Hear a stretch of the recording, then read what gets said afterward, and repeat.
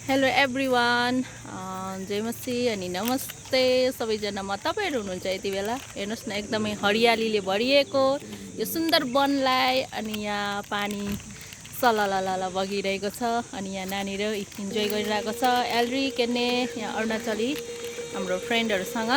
अनि आज हामी पिकनिकमा आएका छौँ, हेर्न सक्नुहुन्छ। धेरै गरम बढिरहेको छ अप्रिल महिनामा।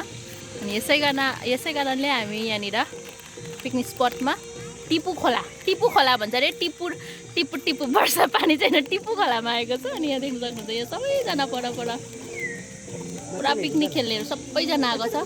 यहाँ पछाडि ब्याक साइडमा गर्दाखेरि त यहाँनिर साली मन पऱ्यो भन्दैछ, हेर्न सक्नुहुन्छ। अनि यहाँ पछाडिको खोलाहरूलाई